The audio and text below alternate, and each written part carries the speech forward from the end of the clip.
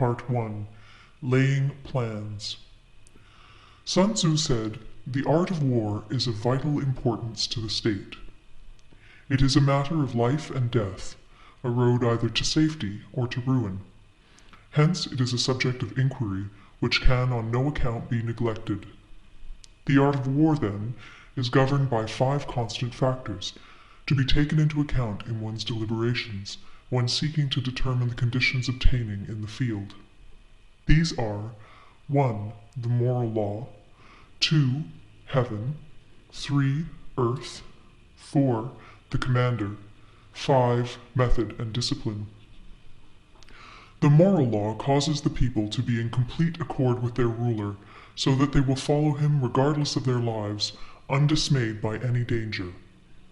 Heaven signifies night and day, cold and heat, times and seasons. Earth comprises distances, great and small, danger and security, open ground and narrow passes, the chances of life and death. The commander stands for the virtues of wisdom, sincerity, benevolence, courage, and strictness. By method and discipline are to be understood the marshalling of the army in its proper subdivisions, the graduations of rank among the officers, the maintenance of roads by which supplies may reach the army, and the control of military expenditure. These 5 heads should be familiar to every general. He who knows them will be victorious. He who knows them not will fail. Therefore, in your deliberations, when seeking to determine the military conditions, let them be made the basis of a comparison in this wise. 1. Which of the 2 sovereigns is imbued with the moral law? 2. Which of the 2 generals has most ability? 3. With whom lie the advantages derived from heaven and earth? 4. On which side is discipline most rigorously enforced? 5. Which army is stronger? 6. On which side are officers and men more highly trained? 7. In which army is there the greater constancy both in reward and punishment?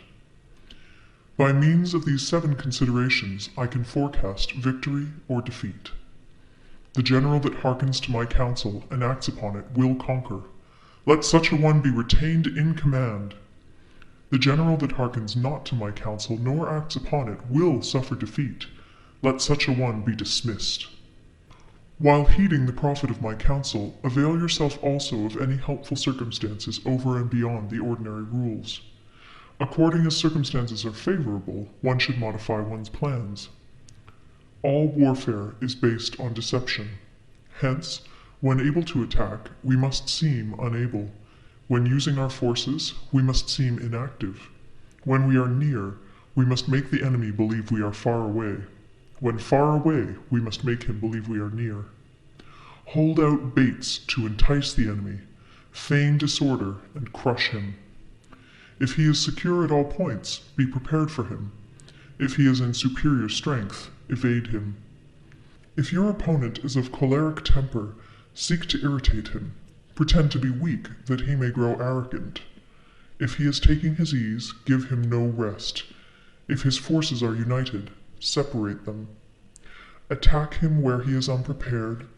Appear where you are not expected.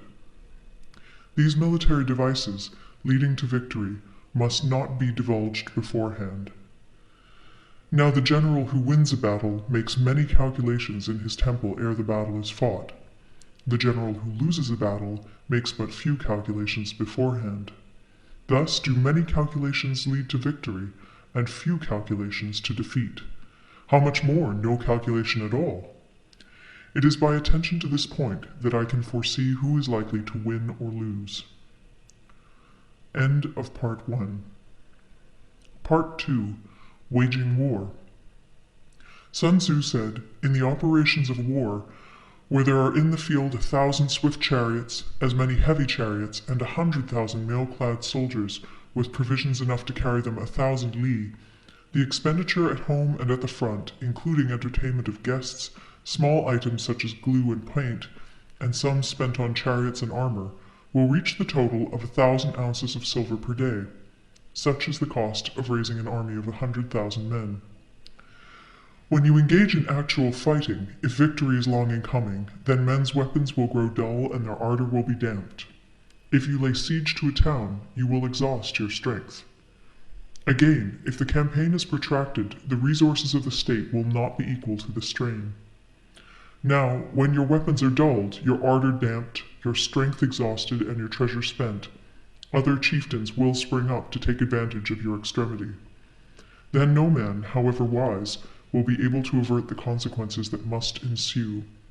Thus, though we have heard of stupid haste in war, cleverness has never been seen associated with long delays. There is no instance of a country having benefited from prolonged warfare. It is only one who is thoroughly acquainted with the evils of war that can thoroughly understand the profitable way of carrying it on. The skillful soldier does not raise a second levy. Neither are his supply wagons loaded more than twice. Bring war material with you from home, but forage on the enemy. Thus the army will have food enough for its needs. Poverty of the state exchequer causes an army to be maintained by contributions from a distance. Contributing to maintain an army at a distance causes the people to be impoverished. On the other hand, the proximity of an army causes prices to go up, and high prices cause the people's substance to be drained away. When their substance is drained away, the peasantry will be afflicted by heavy exactions. With this loss of substance and exhaustion of strength, the homes of the people will be stripped bare, and 3/10 of their income will be dissipated, while government expenses for broken chariots, worn-out horses, breastplates and helmets, bows and arrows, spears and shields, protective mantles, draft oxen, and heavy wagons will amount to 4/10 of its total revenue. Hence, a wise general makes a point of foraging on the enemy.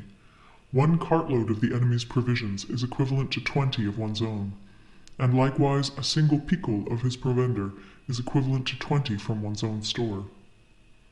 Now, in order to kill the enemy, our men must be roused to anger. That there may be advantage from defeating the enemy, they must have their rewards. Therefore, in chariot fighting, when 10 or more chariots have been taken, those should be rewarded who took the first. Our own flags should be substituted for those of the enemy, and their chariots mingled and used in conjunction with ours. The captured soldiers should be kindly treated and kept.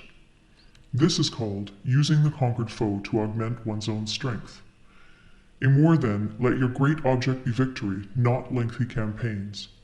Thus it may be known that the leader of armies is the arbiter of the people's fate, the man on whom it depends whether the nation shall be in peace or in peril. End of Part 2.